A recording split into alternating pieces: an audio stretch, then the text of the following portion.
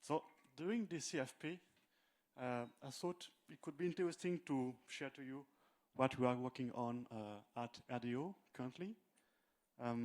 So for those who don't know, RDO is a RPM-based distribution of OpenStack. So we basically deliver a set of RPMs to be able to install OpenStack on a CentOS stream system and also CentOS-alike systems. So, and now we would like to experiment a new way of distributing OpenStack through container images. And while building those container images, we want to build the OpenStack directly from the sources instead of using RPMs. So yeah, in that talk, I will present you what we have achieved so far. And yeah, on all of that on Konflux. That's the new build system we want to experiment. So first, what is source to image? It's basically a framework for building container images from source. As it's also a framework, it's also a standard that provides standardized ways to build container images, making the process more efficient. And on top of that, you need some script, some source to image scripts. It's basically executables that helps you to assemble, to build, test, and ship your application.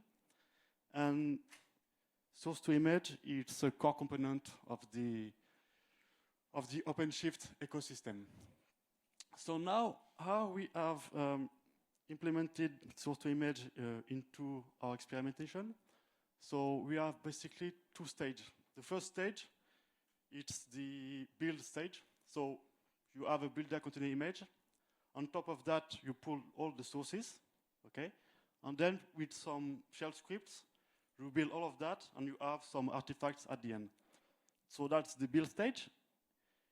In the second stage, which is also the final stage, you have the runtime container image, and on top of that, you pull the artifacts that you have generated in the first stage, and you end up with a source to image container image.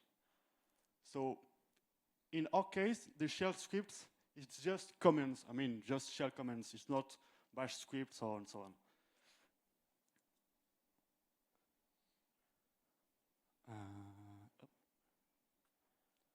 So now, why RDO is experimenting source to image? To understand that question, we need to look backward a little bit.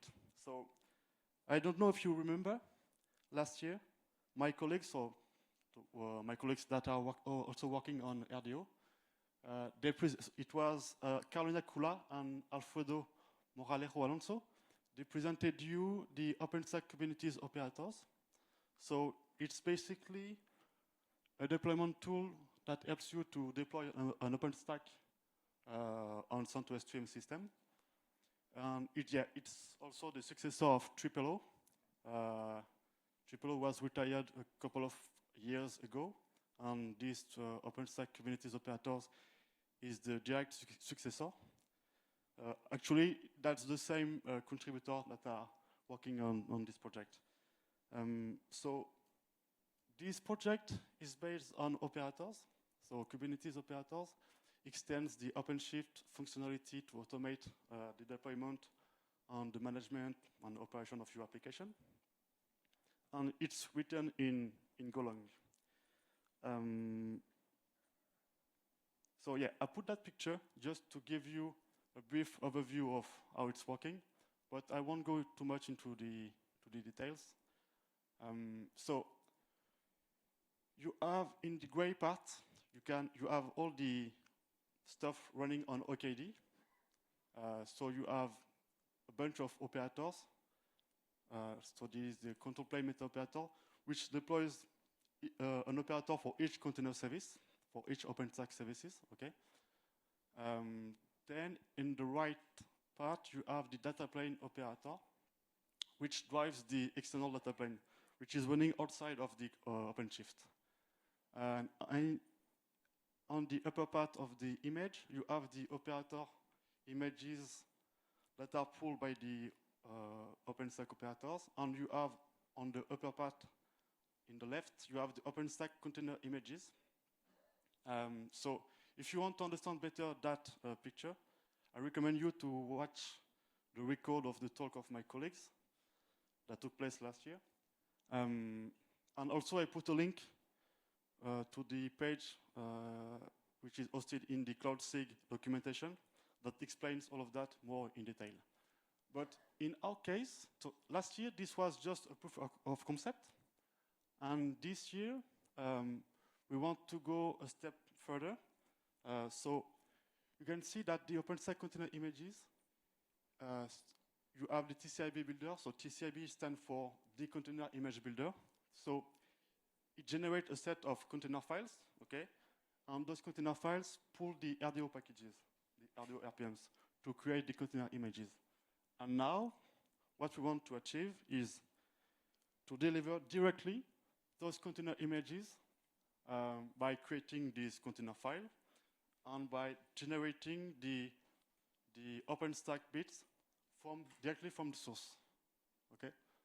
Also, RDO will deliver those container image. That's what we are experimenting to. So does that mean that it's the end of the RPMs? Absolutely not. What we want to achieve is that everything that is related to OpenStack, we want to build from source. But what the other services, like the Apache or the Open vSwitch or the RabbitMQ, we want to install those services from RPM, okay? So everything that is under the OpenStack governance, so all the project, which is mainly Python project, we want to build the wheels, the Python wheels, and to install those Python wheels. So we will have the best of two worlds, so the RPMs and the Python wheels from source. So now you might be wondering, why now? Why are we experimenting source to image now? Because it's not new at all. I mean, there is plenty of deployment tools out there that already distribute OpenStacks through container images and from source also. The main reason is Konflux platform. It might be a little bit scary at the beginning, but you might know already there is a strong push in the Fedora community about this Konflux platform. And at RDO, we want to tackle down directly by experimenting it. So yeah, we thought it was the right time to modernize our workflow, let's say, because RDO is like more than 10 years old now. So yeah, we thought it was the right time to experiment a new workflow. So a few words about Konflux platform. So it's an open source cloud native software factory focused on software supply chain security. So some key features. It complies to the SLSA level 3. So SLSA, it's a security framework which consists of a checklist of control to prevent tampering. And there is also other stuff like more integrity and so on. It includes a bunch of automated security checks, and also it enables hermetic builds. Some benefits: you have more security, better reproducibility, and there is an increase of efficiency. So now that we have some context on why we are experimenting source to image and why now, let's dive into the code base we have so far. So remember, Konflux enables hermetic builds. So in order to build your container images, you need to prefetch all the dependencies first, the same way Koji does. So when you are building your RPM, you need to have all the dependencies in the build root first. So that's the same thing here in Konflux. To do that, Konflux is using Capitao behind the scene. Capitao supports the main package managers. So for Golang, Python, Node.js, and DNF. Still, DNF is not officially supported, but it's in development. It's work in progress. But you can already enable this feature by enabling a flag in your Konflux configuration. So Capitao, it takes as an input a list of your dependencies, and it downloads those dependencies from the URLs. And to do that, for the RPMs, there is a project which is RPM log5 prototype. So this project takes as an input a list of packages you want, and also it takes as an input the repository from which you want to pull those packages, okay? And RPM log5 prototype, which use libdnf behind the scene, it will resolve all the dependencies, and it will generate this log YAML file as an output. So yeah, you can see that there is the URL and some metadata for all the packages that were resolved by libdnf. Now we need to do the same thing, but for the Python modules. So it's the same story, but instead we are using the pip compile CLI tool from the pip tools project. So it takes the list of modules you want, okay? So in the requirements.in, and it generates the requirements.txt. So it's using pip resolver behind the scene. So here you can see that in the upper part of the slide, you can see the command we are using.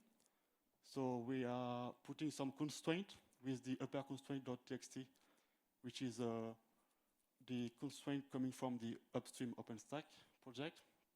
We ask pip compile to generate the hashes, and it will generate the output file requirement.txt. So you have the requirements.in, the 6th first line of the file, and you have the result at the end. So you have the different modules with the right version, and also the hashes. And also there is the constraint information to understand better why you are pulling those modules. So now that we have all the dependencies, we can start building the container image. So as I said before, the first container image we need is the builder one. So that's the container file of the builder we are using. So basically, it's based on the CentOS Stream 10 image. We are importing all the RPM GPG key to verify the integrity and authenticity of the packages. And we are basically installing all the packages we need. So yeah, it's mostly development libraries, some compilers for C, C++, also Rust. Once we have this builder container image, we can focus on the OpenStack images. So for that, for those images, I'm reusing the what TICIB have done so far. So there is this OpenStack keystone on every OpenStack services. They are all dependent on the OpenStack dependencies. These container images includes all the OpenStack clients. Okay, and this OpenStack, this container image is based on the OpenStack base, and this OpenStack base contains all of helper scripts required for all the OpenStack container images. So instead of installing every time the OpenStack clients in every containers, we are just installing them in one container, and then we are basing the other container based on this one. So let's first focus on the OpenStack dependencies container image. I mean, the OpenStack base is not really interesting. It's just helper scripts. Whereas in the OpenStack dependencies, we are installing the OpenStack client, so it's more interesting. That's the container file of OpenStack dependency container image. So as you can see, there is 2 steps. So from line 1 to line 36, that's the build stage, okay? And from line 38 to 41, so the last 4 lines, that's the second stage, the final stage, okay? Let's focus to the build stage. So we are basing this stage on the builder container image we have built previously. Okay, we are creating the virtual env. So you might be wondering why we are creating a virtual env. It's because we want to force Python or pip to install all the artifacts into one directory. And if we don't do that, it will install all the artifacts across the file system, and then it's much complicated to get those artifacts. So by using the virtual env, we are installing all in one directory. Then it will be more easy to copy paste this directory to the final stage. So that's why we are using virtual env. Then from line 5 to line 20, we are generating the wheels. So just before executing the pip wheel command, Konflux will export the pip findings on the pip index environment variable. So that tells pip to not look into to the remote PyPy index, but to look into the Capitao output folder where we have stored all the dependencies prefetched just before. So in that command, the pip wheel will generate all the wheels from the source distribution that we have prefetched with Capitao before. And then from line 22 to 36, we are installing those wheels into the virtual env. Okay, so that's the build stage. And then in the final stage, we are just pulling the OpenStack-based container image, and we are copying the virtual env. So you end up with all the OpenStack clients into that container file. Just for comparison with what we have in TCIB. So that's the current container file generated by TCIB using the RPMs. So it's basically the same, but we are using the RPMs there. So it's more simple, but you need to build the RPMs first in that case. Whereas in the source to image, we are doing all in the same place. So building the source and creating the container image. And then we can take a look at the Keystone container image. So for those who don't know, Keystone is the identity component in OpenStack. So in that case, you have the two stages. Okay, from line 1 to 17, you have the build stage, and from line 19 to the end, you have the final stage. So in the build stage, we are doing the same. So we are creating a virtual env. Then we are creating we are building the wheels. So you can see that the OpenStack Keystone/Keystone, it's a submodule that we have cloned before. And then from line 13 to 18, we are installing the wheels into the virtual env. And you can see in the line 19, we are importing the OpenStack dependencies container image that we have generated just before. And we are copying the same way the virtual env. And also we are installing some RPMs. So yeah, some HTTPD modules for authentication, and yeah, and so on. So yeah.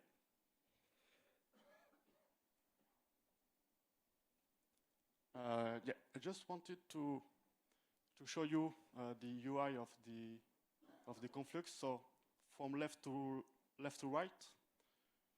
So you have the init task, then the clone repositories, where we are cloning the main repo on the submodules.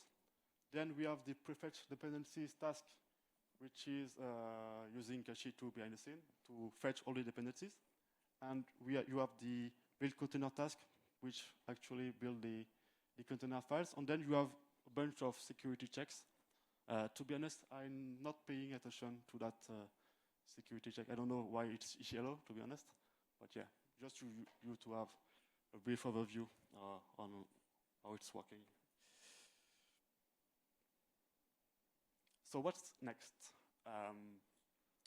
First, we would like to standardize, so to create a workflow to migrate the spec files to the container images. That's the first thing.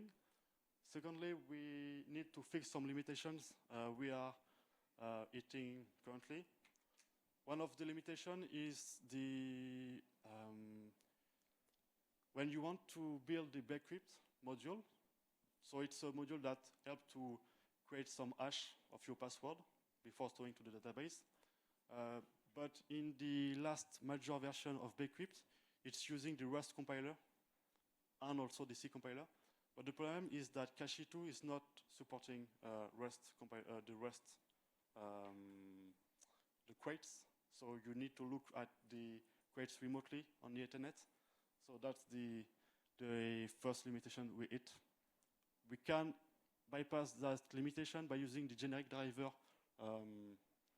proposed by Cache2, but yeah, we need to work on that. And then, lastly, we need to study the corner cases. For instance, how to patch your code.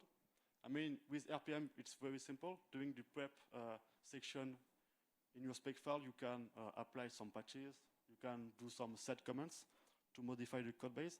But in that case, you cannot. One of the solutions is to fork the upstream repository and to point Cache2 to that new to that fork repository. But there is also other corner case with that solution.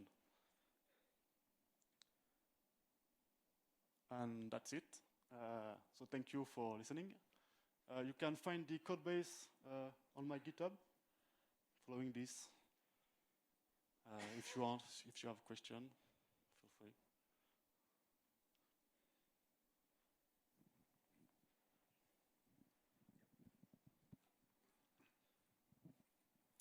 I probably have multiple questions even if I'm not using OpenStack anymore. But I remember how the pain it was to just have Horizon, Keystone, Nova, Neutron working together as RPM package. If you build container image, so far I've seen that the workflow seems to be clearly Kubernetes, operator, and so OpenShift. Is there a way to just use container image like to bootstrap from Podman some pods to have minimal OpenStack services running from container? Because if you can orchestrate that, that is possible, I guess, or that's not possible so far. I mean, the question is, do you just target OpenShift-based deployment? I think you need OnOKD to be running that. It's not possible to run on Podman. We should try on Microshift. We haven't yet tried on Microshift. But yeah, for now, you need an OnOKD platform to deploy on OpenStack, which require a lot of resources, I know, but yeah. We should try on Microshift, but we haven't yet tested it. Okay, thanks a lot. Second question, if I can. Thanks a lot for the presentation, because it seems that in the last 10 minutes, I learned much more about Konflux than in all the vaporware things I heard in the last 2 months. So thanks a lot for this. Just asking, because of course I know that in the past, RDO was building on top of Koji for special interest group. Now it seems that you build elsewhere. So does that mean that the Cloud SiG will suddenly move away from CentOS building from? Or because the question is, where are you building that? Because Konflux is nowhere to be seen publicly yet. So we are still building RPMs with the Cloud SiG, but for everything that we cannot package with Konflux. Okay, and to be clear, we want to, in addition of the RPMs, we want to deliver a new way to distribute OpenStack, but we won't stop building the RPMs. So we will still build the RPMs, and in parallel, we will deliver those container files and container images. Okay, so directly straight from a Konflux instance running somewhere, we push that to a registry, I guess, that people can consume. Okay. It will be on Quay.io. I'm using the Fedora cluster in that. Oh, okay. Yeah. Now I know. Okay. Yeah. Thanks. Good to know. Because there is no Konflux cluster for CentOS stream? No, there is none, and that's a discussion for later. Yeah. But, yeah. And the last thing, but it's just like more kind of a joke, sorry for that. Assuming that you are going away from RPM distribution and RDO was the RPM distribution of OpenStack, will you change the name to C, like container distribution of OpenStack, or CRDO, like container and RPM distribution of OpenStack? Sorry. I think Amy won't be happy.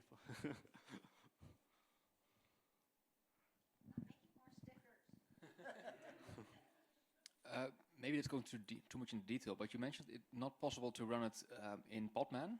what's the reason you can't run it in Podman? It's a question of resources. So you need to have Kubernetes underneath to orchestrate all the container images, well, the operators, and you need to have a lot of resources, and Podman cannot do that. Maybe in the future, Okay, is the Podman desktop, but so more like service dependencies that you don't have with just Podman. sorry? More like service dependencies you are missing with just Podman. To be honest, I haven't tried. Yeah, I should try. That's a good question.